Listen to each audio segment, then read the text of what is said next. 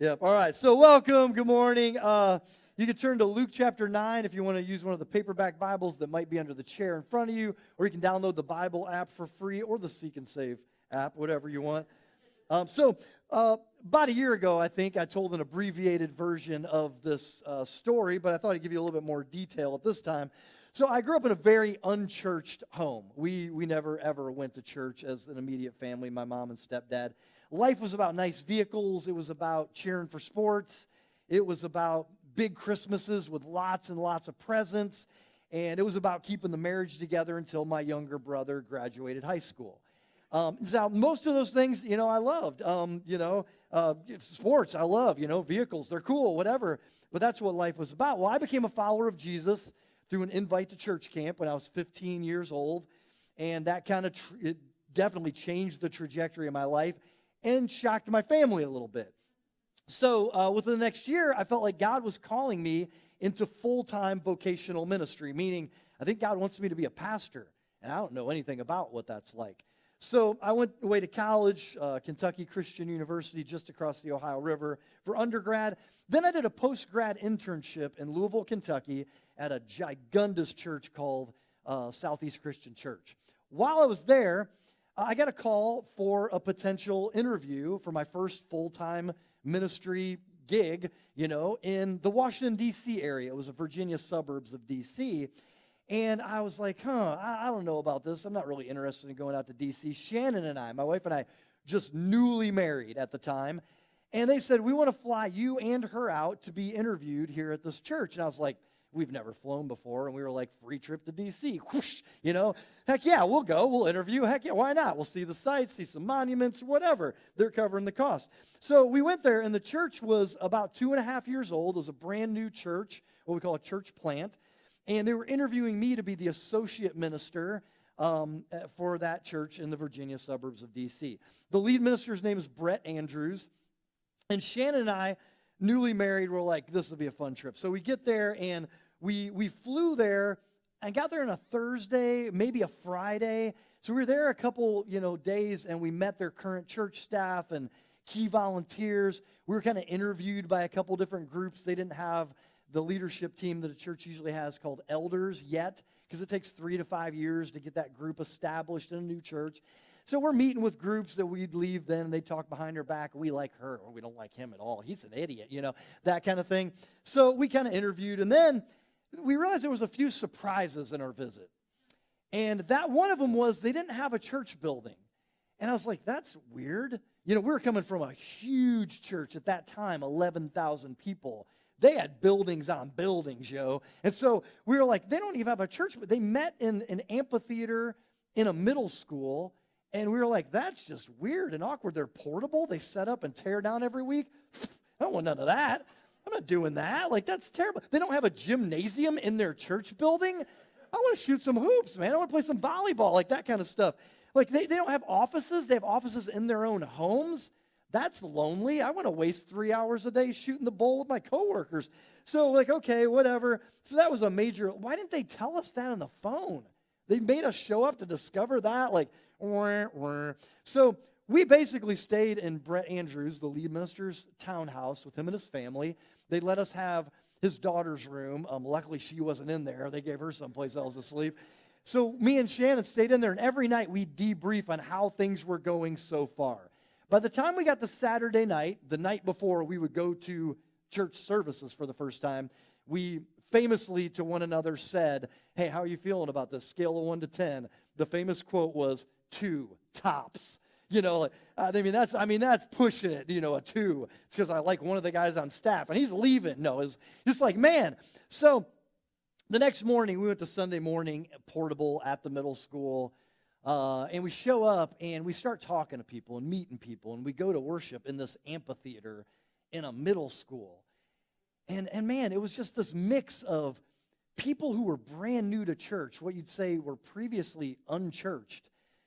Church is new to us. We just started coming within the last 2.5 years, clearly, because that's how old the church was. Then we met some new Christians, people who had just decided to follow Jesus, put their faith in Jesus, and were baptized within the last 2.5 years. Then there were all these mature Christians who were there grinding. I mean, they were in the game. They were serving in the kids' classes. They were greeting people. They're in the band. They're leading in all these different kinds of ways. And I remember sitting in a church service that Sunday morning after everything had gone so poorly and like, there's too many surprises. This is strange. I wouldn't have an office. I want an office, man. I want a place to hang up my crap, and do that kind of stuff. And I was sitting there during that church service, and I was looking around, and I thought in my head, these are my people. I don't even know these people, and these are my people. And it's just because of that mixture. There's so many unchurched people and new Christians and mature Christians who get it, and they're in the game, and they're serving behind the mission. It was a quiet flight home. I mean, we were like, hey, this is our second time flying. We're on the way home, And it was quiet. You could hear a cricket in the plane.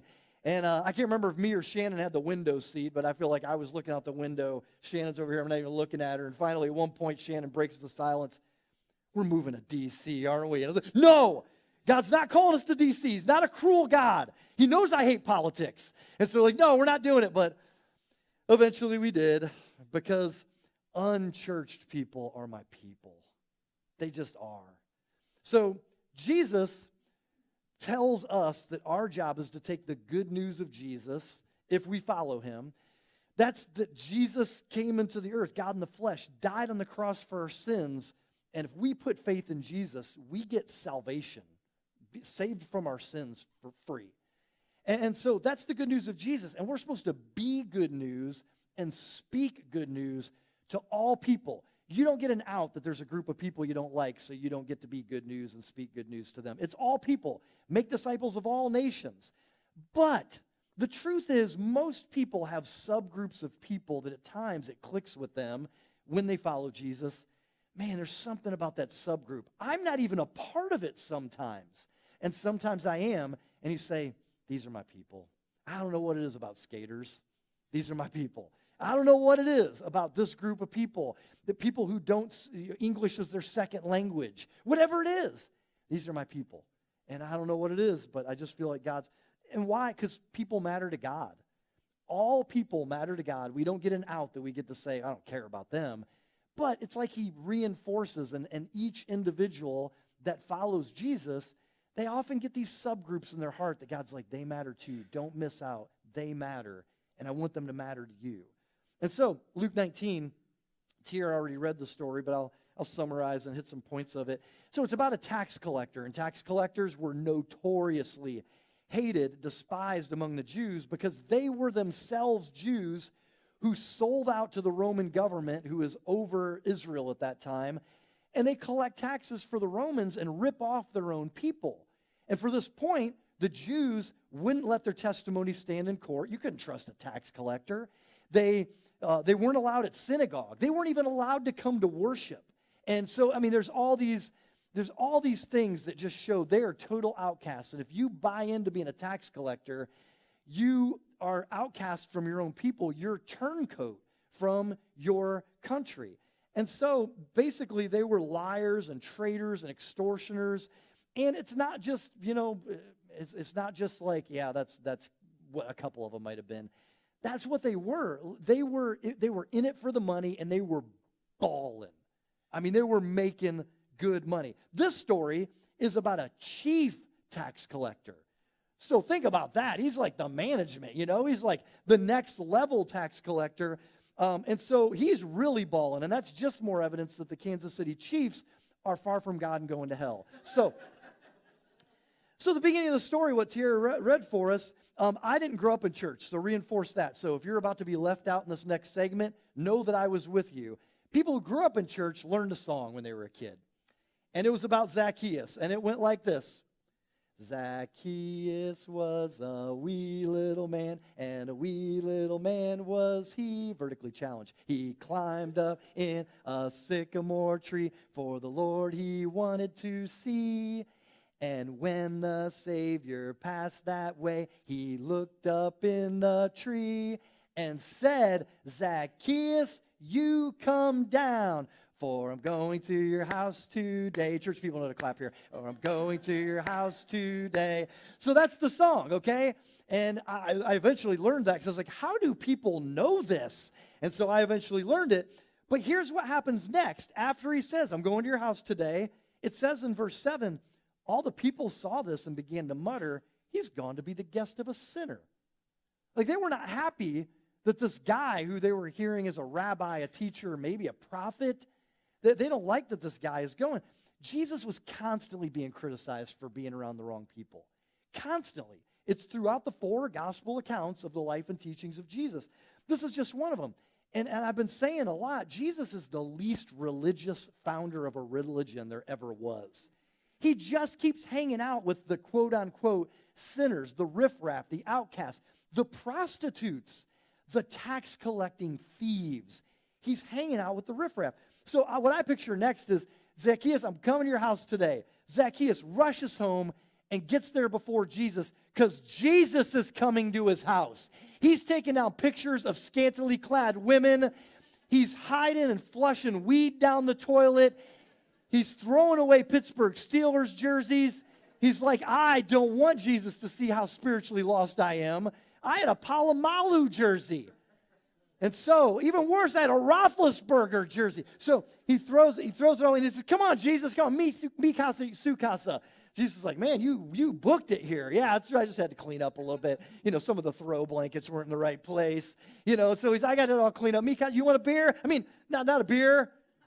Do you want a Barks? And Jesus is like, I'll take a glass of wine. He's like, okay, cool. And so then this is what happens. Presumably now in the story, they're at Zacchaeus' home, maybe having a meal together. That seemed to be what Jesus often did with people in their homes. So verse 8, but Zacchaeus stood up and said to the Lord, look, Lord, here and now I give half of my possessions to the poor. So half's already gone, he's saying. And if I have cheated anybody out of anything, that's a given. I will pay back 4 times the amount. So most people are just like, there's no doubt this guy's ripping people off all the time. If he cuts out 50% of what he has and says, I'm going to pay back 4 times the amount for anyone I've ripped off, he's got nothing left. He's saying money is no longer the point. Jesus, I get it. I know who you are, and money is not the issue anymore. I'm no longer going to make that my God. And Jesus said to him, today salvation has come to this house because this man, he's saying to the critics basically, is a son of Abraham. That means he's what race? Jewish. But what he's also saying is a son of Abraham is a person of faith, a descendant of Abraham, the father of faith. He's saying this man has faith. And he says, for the Son of Man, that's himself, Jesus, came to seek and save the lost. This is an unbelievable story. Like, I love it. It's the Son of Man. That's the key verse. The whole story of Zacchaeus is important, but it's all for the punchline of the mission of Jesus. The Son of Man, Jesus came to seek and save the lost. Verse 10 is epic, key verse. People of God, underline it, highlight it, memorize it, take a Sharpie and write it on your best friend's forehead. You want to see this verse in front of you all the time because Jesus lived by it. So Jesus is the least religious founder of a religion that the world has ever seen. What does the lost mean? Well, that's kind of important here. Lost means, it doesn't mean you're an idiot. If you come to the end of this little teaching and are like, I think I'm lost. It doesn't mean you're an idiot. It doesn't mean you're unworthy of God's love. It doesn't necessarily mean that you indulge in a bunch of shameful activities. Some lost people do. Drunkenness, orgies, and the like. That's Galatians 5. It could be that you aren't one of those people like, I'm not addicted to anything. I'm faithful to my spouse. I'm a good husband, dad, wife, mother, whatever. It doesn't mean you lack value. In fact, Jesus demonstrates the opposite by saying, I'm here for you. Like, this is what I've come for, to seek and save the lost. He shows just how valuable every lost, unchurched person is to him. So lost is a word that's often illustrated with a sheep-shepherd metaphor. People need a leader the way that sheep need a shepherd.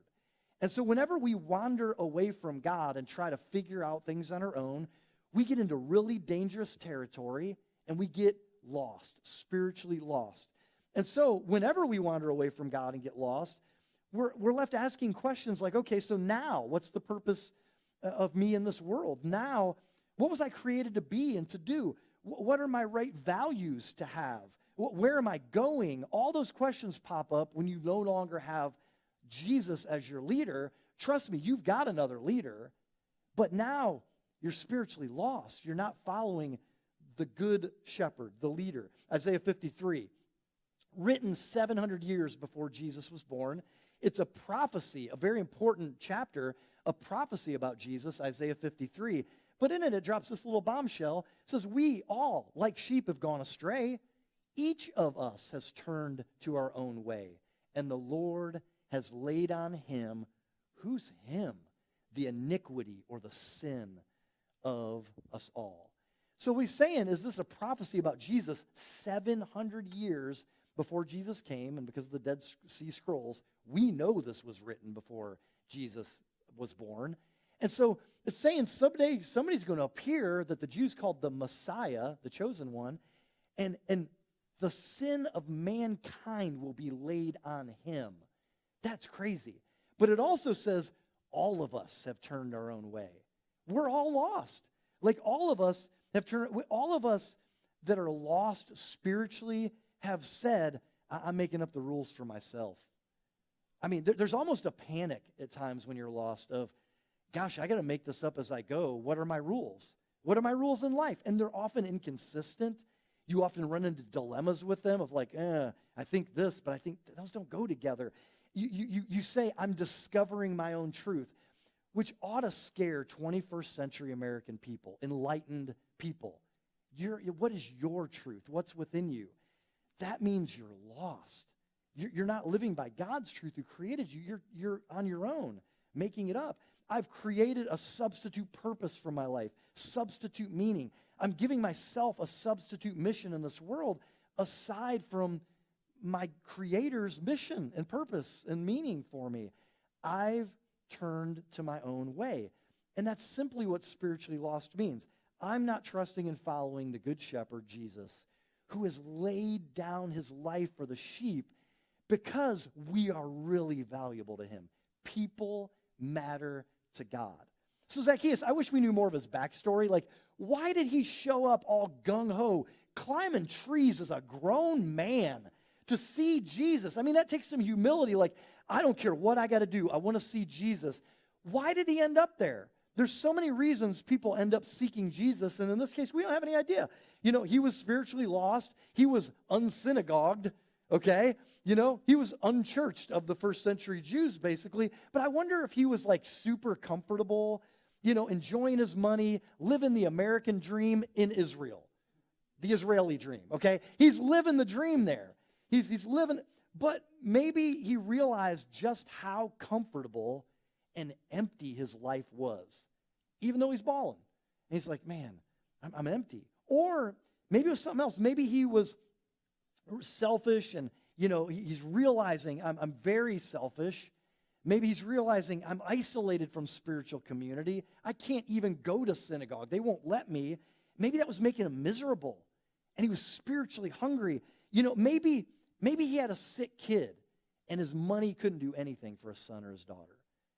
Who knows? Maybe he was raised by godly Jewish parents who loved God, and when he turned his back on his country, he turned his back on his parents to get this job and be rich. And maybe, you know, he was just constantly remembering the childhood lessons he learned from his parents about God, and maybe he remembered them teaching him Isaiah 53, that one day a Messiah is coming, and maybe he thought, maybe this is the Messiah. Maybe that's exactly who this Jesus of Nazareth is. I want to hear him. Notice also in the story, I think it's so cool, Jesus knows his name. Isn't that awesome? Zacchaeus shows up, and as far as Zacchaeus knows, we don't know each other. I don't know you. I wonder if you're the Messiah. And he shows up, he climbs a tree. Can you imagine what it would feel like to be up in a tree and Jesus locks eyes with you and speaks your name? Zacchaeus, come down from there. Like what? I mean, like that's like a parade's going by and the mayor or whoever, Santa Claus, whoever's in the parade that's important, locks eyes with you, like, you've been a good girl, you know? And you're like, whoa, they knew my name. And then I'm not a girl, I'm Dan, you know? So it's just like, man, that's really cool. So Zacchaeus, Jesus knows your name. And so this is the deal. When Jesus saw unchurched people who were far from God, he thought, these are my people. And people who thought they had it all together, you see it over and over and over and over again. The people who thought they had it all together, that thought, I'm not sick, I'm really well. Jesus is like, I didn't come for them. They aren't even listening. They don't even get it. And people that are like, I am sick. I need the medicine, Jesus. I'm lost. I'm wandering. I'm off the path. Jesus is like, man, those are my people. Those are my people. And he's the least religious founder of a religion there has ever been. So I've been telling Momentum over the last year, one of the new things God's opened, doors for me is I'm the chaplain for Twinsburg Fire and Police. Well, now I'm kind of on-ramping to be the fire chaplain in Macedonia. Also, I'm not doing Macedonia Police. I cried uncle. First, they didn't ask me, but also I'm just like, no, I want to see how it is, with the people that I'm showing up to have lunch with. I just pack a lunch and I go hang out with the fire department, on certain days. And then I'll do one-on-one ride-alongs with the PD and just get to know them one-on-one. And so I'm like, okay, that's good for right now. Let's see how this goes for a while. And if I would have the capacity to do any more, but it would probably be one thing at the most, if. So now, every few months, we use the building here in an evening for honor guard training. That means if a firefighter has fallen, there's all these firefighters who are doing honor guard training for what would they do at the funeral to honor the fallen firefighter. So we host that for every other time they do it. So this is kind of home base. They'll come here, then they might go to Chagrin Falls. They go here, they might go to Bedford. They go here every other time. Well, the guy who's leading that, a firefighter who happens to work at Twinsburg in Macedonia, after we hosted here a couple times, and he realized how welcome they were to be here, he came sliding over to me, a pretty quiet guy, and he's like, hey, I'm kind of in this Motorcycle Riders Association, and I was wondering if maybe in the spring you would do like a blessing of the bikes for us, like pray for our safety and all that. And I was like, no. Doing that? I got stuff to do on a Thursday night. I was like, of course, heck yeah, man. Like, as far as I know, a lot of these guys are probably unchurched people, and those are my people. And so I don't know, some of them may go to church. I don't know, but I'm assuming some of them don't. And so I was like, dude, I would love to do that. We work out a date. It was a Thursday. It happened to be a day that most of my family could go to Cedar Point. I was like, you guys go to Cedar Point, have fun. I'll do that again with you sometime soon. But I had to work that day, and then I had the blessing of the bikes at like 7 p.m. here at Momentum. It's a couple weeks ago. So I run on Thursdays, which is my little hell. I go to Planet Fitness, and I run, and I was going to grab dinner, and then I was going to do blessing of the bikes. So I go over to Planet Fitness, and I'm getting on a treadmill. There's not many people there. There's like one guy in a treadmill, kind of two. And of all the treadmills, the one I want's right next to him. So it's really awkward. I know this one doesn't wobble. My watch is kind of calibrated to its speed. So I'm like, there's two other guys that are like right next to him. It looked weird. And so I'm getting on my AirPods. And so it's me, I'm about to run. The next guy is an older gentleman who's walking on the treadmill. And then the last guy is just standing there talking to the guy who's walking, okay? So we got runner, walker, talker. Just sort that out. So I'm just about to put my AirPods in to start my little hell. I put my AirPods, and right when I put them up to my ear, I hear the talker say, blessing of the bikes. Whoa, wait a minute. This guy's about to be the blessing of the bikes. And he looks like a guy who rides a bike. He's all tatted up. He looks like he's probably about to fight somebody. And so I was like, oh, wait, I got to tell him I'm the dude doing the blessing. And as soon as I go to pull the AirPods down, talker says, yeah, there's this blessing of the bikes. It's an effing blessing of the bikes at this church down the road. And he goes, I've already been to whatever such and such a church to do a blessing. How many effing blessings of the bikes do I got to go to? And so the leader of our association texted us. It was real late in the game. It was only a few days ago. Hey, we got a blessing of the bikes on Thursday night. Can you be there at 7? I got stuff to do, man. How many blessings do I need? I got to work. I'm not going to this effing blessing of the bikes. I was like, I don't think I'm going to let him know I'm the guy blessing the bikes. I don't think he'd like that I let him know.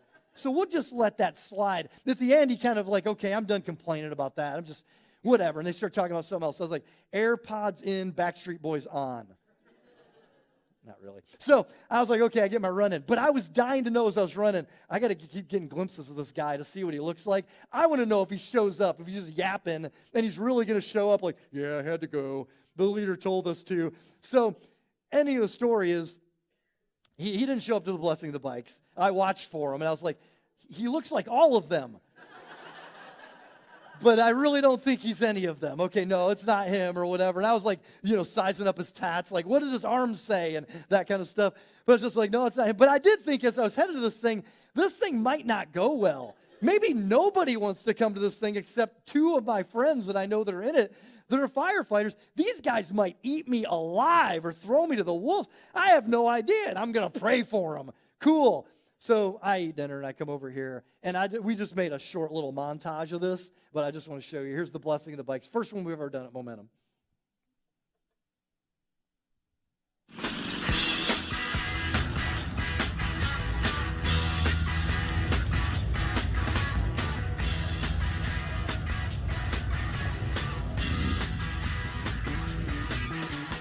Get your motor running. Head out on the highway. Looking for adventure. And whatever comes our way. Prove to be wild.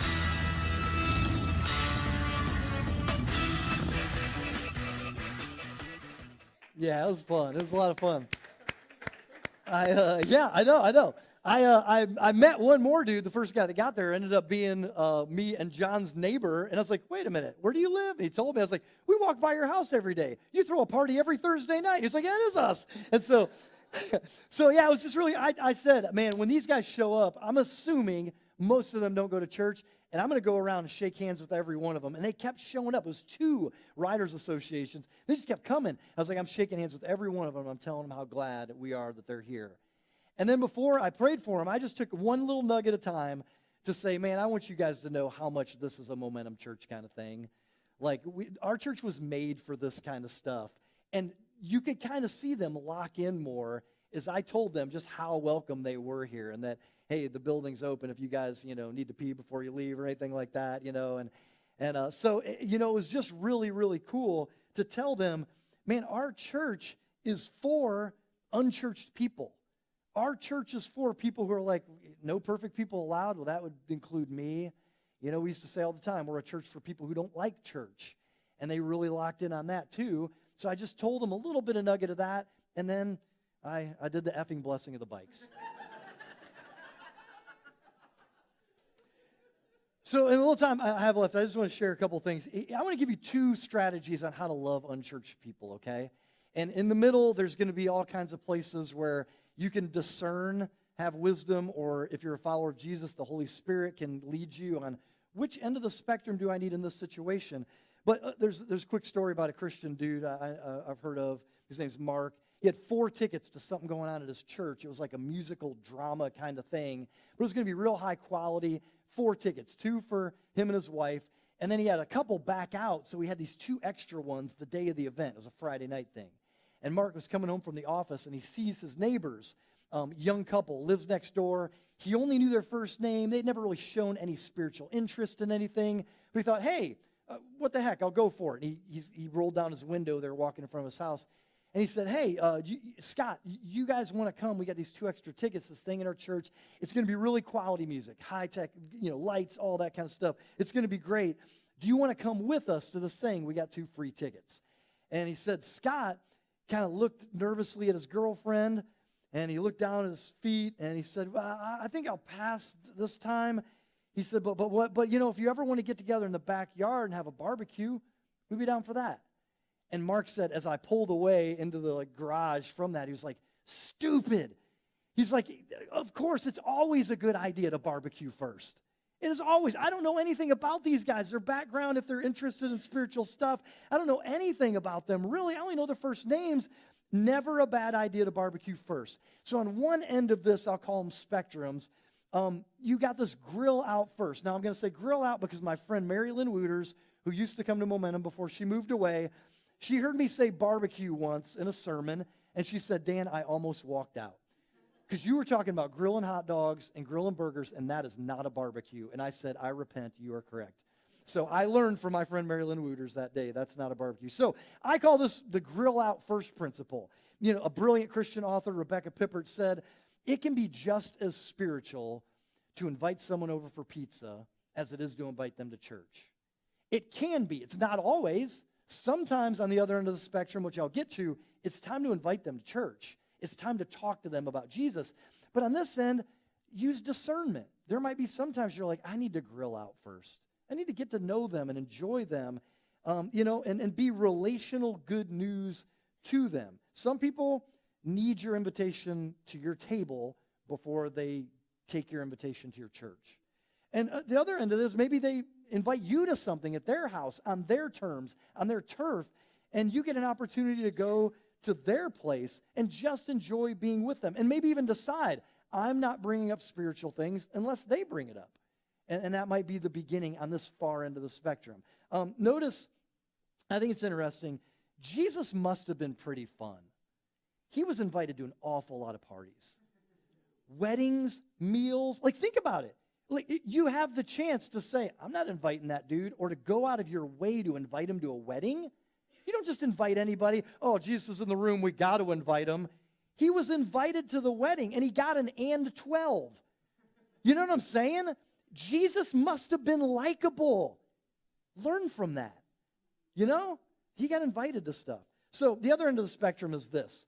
I call this the take hold of the spiritual handles in conversations.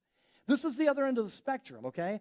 And so sometimes in conversations, people give you a spiritual handle in the conversation to hold on to. They might mention that they used to go to church. They might mention a struggle in their life that's owning them. They might mention praying about a tragedy or need they have, and they never pray. And so there is the spiritual handle in a conversation that you have to reach out and grab hold of and say, hey, and when they bring out that spiritual issue, you bring out the seek and save toy. Take them to Tim Tebow's website. No, what you do is, if they bring up something overtly spiritual, you practice the art. It is practicing the art of, I can speak into spiritual topics. Culture says don't do it, you're not allowed to. Jesus says you were made to do this. This is what disciples do who are like Jesus, who did this all the time. You say, Jesus says something that I found really helpful about that. So you have to be a student of Jesus to do this, right? Or the Bible has this really cool story or spiritual principle about just that thing. This is cool. Or our church, you're mentioning how much you can't stand when you have to drop your kids off at your ex's house and the vibe you guys have. Our church does this recurring series. I don't know if we're doing it anytime soon, but you could find it on YouTube. I can send you the link. That's about forgiving others and not letting bitterness destroy you. And it's just a spiritual handle. The Barna Group is a Christian research organization that's been tracking the state of Christianity for nearly 4 decades. And, there's been a downward skid of Christian commitment and faith in America, obviously. But their latest data gives some cause for hope. So in October 2022, Barna Group surveyed 2,000 adults and teens. And this is what they found. 77% believe in a higher power. They're not atheists or secular people who say this is all exists. 74% want to grow spiritually. And this is cool. 44% are more open to God today than they were before the pandemic. That's what the people of America are saying. Teens of America are saying. One other that I think is cool, since we're celebrating students today, 77% of Gen Z teens are at least somewhat motivated to keep learning about Jesus throughout their lives. Gen Z, that is a huge opportunity for you to have spiritual conversations with your friends. Widespread curiosity about Jesus, jump all over that. Invite them to Momentum and Amplify and our fall retreat Freak Out, and have spiritual conversations with your friends who are curious about Jesus. John chapter 4, Jesus met a woman at the well. He's at the town well, and she shows up. She's a Samaritan. She's a different race than Jesus, who's a Jew. And they've never talked before. And Jesus does this artful, bold, masterful steering of the conversation from getting a drink at the well into spiritual truth. And it's masterful. And Jesus does it, models it. What's funny is she brings up race and gender. He later brings up her sex life. So again, culture says Christians don't get to bring up race and gender. But they can. She does in the first century. Christians can speak truth and good news into race, gender, sex. whatever topic. Jesus did it in the first conversation with someone at a first century Starbucks, okay? So don't let yourself be bullied into what God created you to do. Speak and be good news. So here's the really difficult challenge is you got the relational good news of grilling out first. We'll put that over here. You've got the grabbing spiritual handles with conversations. Here's the difficult challenge. Whichever one sounds like, yes, that one appeals to me, grill out first, do the other one. Practice the other one. God wants to challenge you, if you're great at truth, to learn love, and if you're great at love, to learn to be bold and actually speak truth, which is the tougher one for Americans. I just want to love people and be in the friend zone, and you'll stay there forever if you never speak truth and take opportunities for spiritual conversations.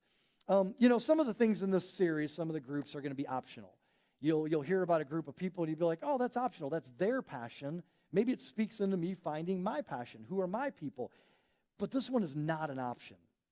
It's not. If you follow Jesus, it's just not an option. If you don't love unchurched people, lost people, you're not like Jesus. And so you have to start heading in that direction. How do I learn to love lost people even more? As we prepared to start Momentum, I was like, man, I want to reach people who are kind of like Dan Smith. If I never was invited to church camp, I want to reach that type of person. My mom, my extended family, people who don't know anything of the language and the rules of church, I want to reach them because someone reached me. On the other end, I still respect my friend Brett Andrews, who leads New Life, because he's a really churched dude. Grew up in church, blessed by the church all of his life, who loves lost people. He loves them and has a ministry reaching them. Here's what a healthy church looks like. It is a sweet mix of unchurched people, new Christians, and mature Christians. It is a mix of unchurched people who, when they fill out the Connect card at Momentum, they often check, as they do here, I don't usually attend church. They're not just coming from another church. A lot of times, I don't usually attend church. Or there's new Christians. Like we got a guy baptized last week, Maurice. There's a lot of new Christians in a healthy church. And then there are mature Christians who get it. And they serve and they love and they know that one of the biggest missions in the church is to love unchurched people. This is the good news of Jesus. Christianity frees us to realize that while we matter, we are not the point. We matter. We were chased after too by Jesus, but now we're not the point. Jesus didn't come to be served, but to serve, and so we love other people. Sometimes people say to me, I love Momentum because I love the small church feel of it. I hate that comment. I hate it because it's so much about us. It's so much about I'm comfortable. I get to see the people I want to see on Sunday morning. I get to talk to the people. I like knowing everyone. I like having a good idea of all that kind of stuff. That's so much about what I want from church, what I want church to be. And so I start thinking like, well, man, what if Momentum grew 20, 30, 50 people? Well, when we do that, what's funny, we grow 20, 50 people, whatever, people always comment, man, I really love that new person. Man, that new family coming, I love them. But they just picture, but eventually I'm going to lose control. I won't be able to talk to all my friends. I won't be able to sit where I want to sit. And all that stuff that's about them. And I wonder, if we grew to 500 people, which we were getting close to before the pandemic, would you leave Momentum? Because people are being reached and brought to Jesus? I would rather you wrestle with that right now and decide, yeah, if we reach that many people for Jesus, I would leave. Because some of you, the answer is yes. Would you leave Momentum if more people came to Christ? Because it gets uncomfortable for you. Our mentality as God's people, Jesus' disciples, should be make heaven crowded. Introverts, I know, I'm sorry, that's a tough message for you, but let me give you this good news. Revelation 21:16, when you calculate it out, says, just the New Jerusalem, a city in heaven, will be 1,500 miles long, 1,500 miles wide. That's 2/3 of the land of America. That's a city in heaven. So there's plenty of places to hide in heaven, is what I'm saying, okay? So we want to just like theoretically make heaven crowded. And when you think about that, inconvenience and sacrifice in our local church, not getting the seat we want, our Mo group having to multiply because it's so big, that is worth the price of making heaven crowded. How does our comfort even get in the discussion of people's eternity that don't know Jesus. It has no place in the discussion. So you have to decide, am I really in it for the mission of Jesus, or am I looking for a church that fits my needs? And I'll just keep moving till I find one. Lost, unchurched people matter to God. This is what it looks like for Jesus and followers of Jesus. Jesus said, if there's 99 safe sheep, I'm chasing after the one that's lost.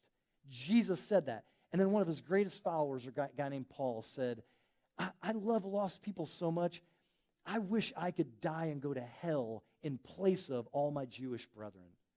I would go to hell for them if I could, because my heart aches for them so badly, their spiritual loss. That's what a follower of Jesus does, because they saw it from Jesus. Lost, unchurched people, man, they matter to Jesus. Let's pray.